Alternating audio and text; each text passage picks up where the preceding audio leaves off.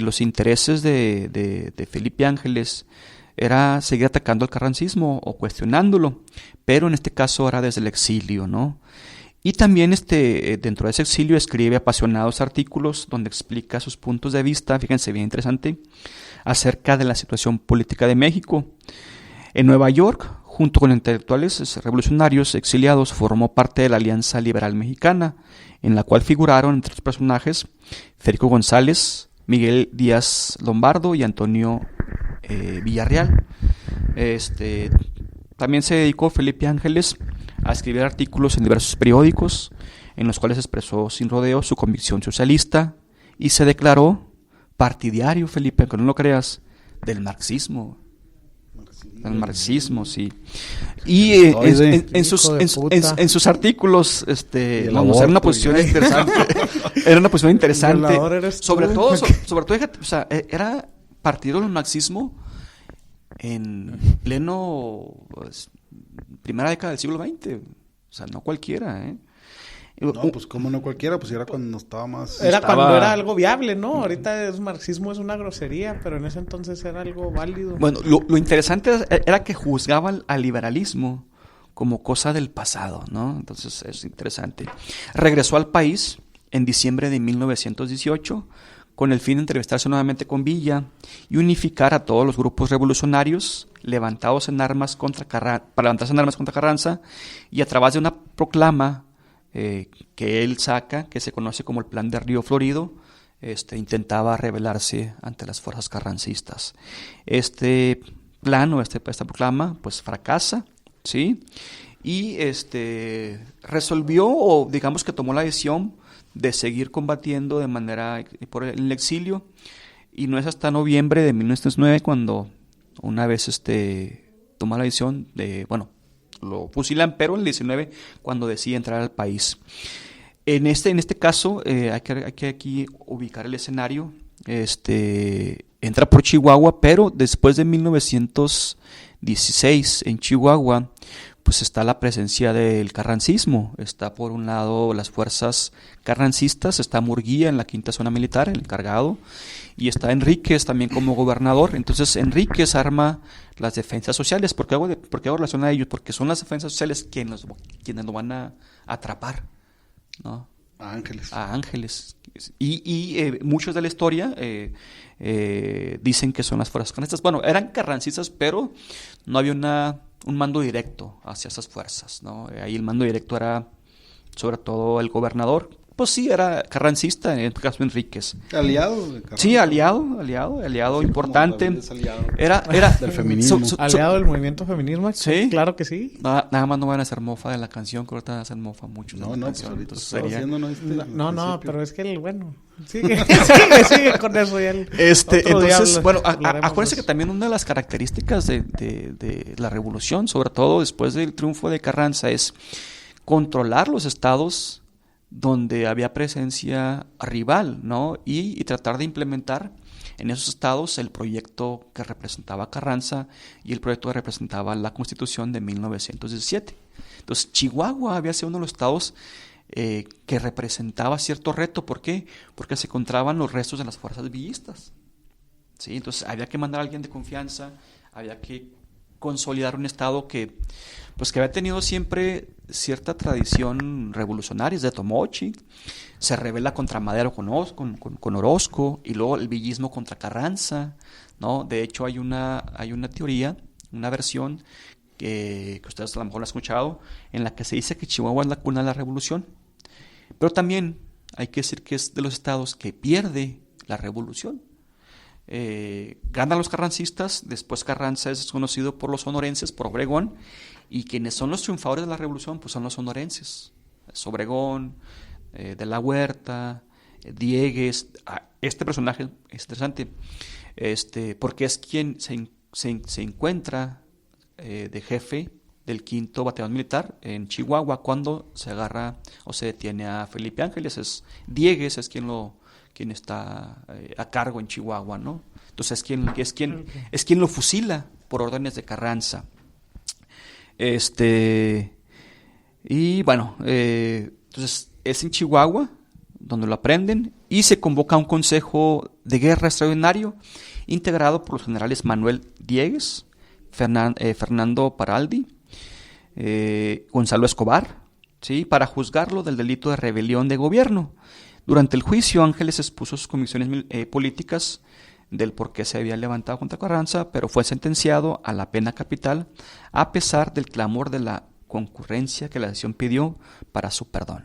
Es decir, aquel que le permitió la llegada, que le permitió sumarse en 1913 a la revolución, es quien es el responsable intelectual de su asesinato, en este caso Carranza, ¿no? Entonces es en ese pues que la ordena, ¿no? Sí, pues, o sea, el juicio exacto, fue ¿no? un Entonces, trámite. Digamos que es esos personajes que se le ha construido, se le ha dado una figura de secundaria en la historia, pero para su redescubrimiento histórico, pues se necesita de revisiones, ¿no? De ver, por ejemplo, esta parte militar, estratégica, de realmente conocer lo que ya se sabe, pero conocerlo a mayor detalle, ¿no? Y saber cuáles fueron las aportaciones de este personaje, sobre todo en el villismo, ¿no? Pero bueno, pues también se localizó dentro de las tropas perdedoras, que es el villismo, ¿no? Digamos que la figura que tenemos y que se está haciendo, ¿no? Ahora que se reconoce, de Felipe Ángeles es una figura histórica romántica, del romanticismo, ¿no? Es decir, aquel personaje que el destino lo orilló hacia un fracaso, ¿no? Es ese tipo de narrativa, pues sí. ¿No?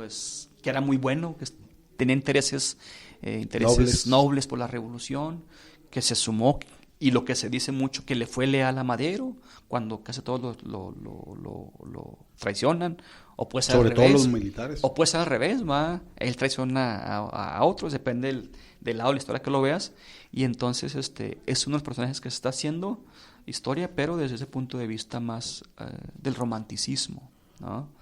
Oye, y ahí por ejemplo, ¿quién ocupa ese lugar inmerecidamente que a lo mejor tú crees o podría ser que le correspondiera a Felipe Ángeles? Pues, ¿Quién? A ver, no entendí la pregunta bien, perdón. ¿Quién, a ver, partiendo de que a lo mejor se considera o consideran ustedes que Felipe Ángeles no tuvo el lugar que merecía en la historia, ¿quién lo obtuvo inmerecidamente? Felipe sugiere que Villa. No, digo, es que no es que haya merecimientos, ¿no? O sea... Pero es que en el imaginario colectivo nomás caben 4, 5, 10. O sea, no, es el... en el sello de la 4T, güey. Bueno, imagínate, güey. En el imaginario colectivo nos hicieron 4 3. A lo mejor caben más. No lo sé. A lo mejor caben más. Y no es que veas, por 4, ejemplo... 4, o sea, por ejemplo, sí podrías, por ejemplo, 4, podrías 3, ver 3, los textos que escriben sobre Villa, sobre un Villa casi héroe, ¿no? De hecho, hay en Parral, ¿cierto? Cuando las jornadas villistas, y hay estudios donde inclusive se llega a determinar o a investigar a la figura de Villa como la figura de un santo. No, seguramente, y sobre todo dentro de la religiosidad popular, ¿eh? O sea, sí, como el de los narcos, ¿cómo se llama? El Malverde. El Jesús Malverde, ¿no? Entonces sí hay, No, el imaginario también los construye. El imaginario ha construido un Villa, a lo mejor un Villa bueno, pero también ha construido un Villa violador, ¿no? Mujeriego. Porque violador ya... mujeriego entre sus fans. Es cuando... Sus fans. Sí, pero entre sus detractores... Pero o sea, dentro también de la guerra, pues, no es que seas bueno, seas malo, ¿no?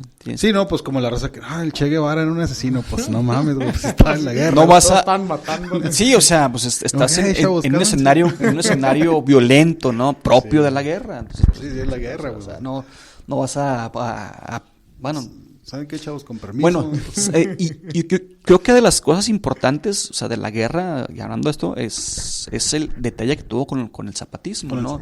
O sea, que emprende una campaña diferente, ¿no? Que al fin y al cabo, pues, tampoco es exitosa, porque continúa el zapatismo, y es de los que no puede, digamos, no logra convencer Madero que depongan sus armas, ¿no? Entonces, pues ahí es un detalle interesante, ¿no? Del caso. Bueno, lo que pasa es que una cosa es, estás en la guerra y no matando gente, y luego, pues también, güey, ¿no?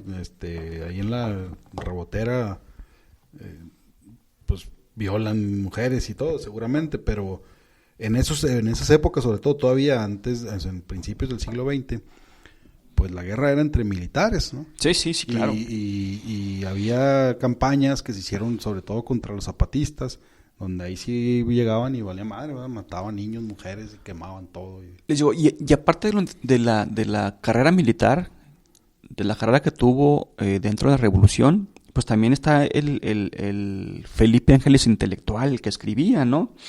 Les decía de los textos que escribió anteriormente, pero también escribe artículos.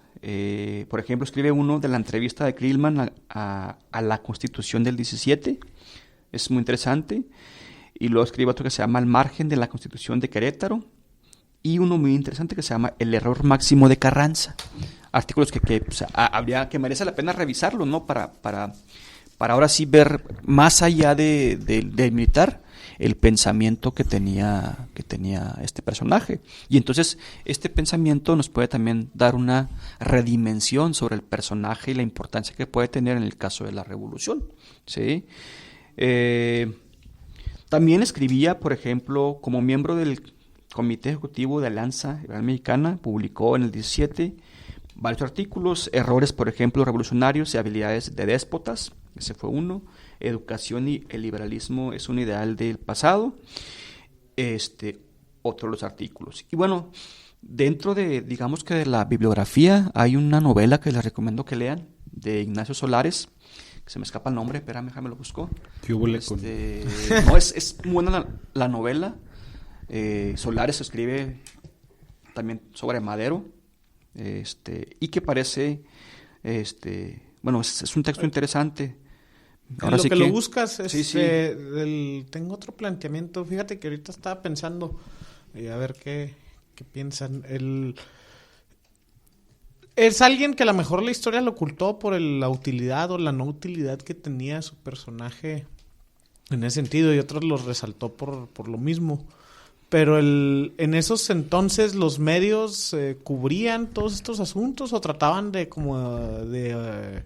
de ignorarlos, a ver si así no sublevaban más a la raza o si la calmaban, porque luego me da la impresión de que tal vez en esos entonces sí salían en medios, sí la gente sabía de sus proezas, y a lo mejor tenía una concepción de unos, pero ya en el diseño de la historia pues los fueron descartando, y a lo mejor hago un paralelismo con lo que me refiero, como si el peje fuera ya no se reelija, como varios piensan que se puede reelegir, y que de repente por intereses oficiales ya la historia que le cuenten a los niños del 2070, 2080, pues venga el peje borrado, así como, sí, el presidente del del periodo 2018-2024, pero que no den cuenta ni madre de que la política nacional giró en torno a él como 2 sexenios antes de que llegara presidente, y pues todo lo que intentó hacer con la 4T, sino que nomás lo pongan ahí como un miembro en la línea del tiempo. ¿Me expliqué con mi planteamiento? Sí.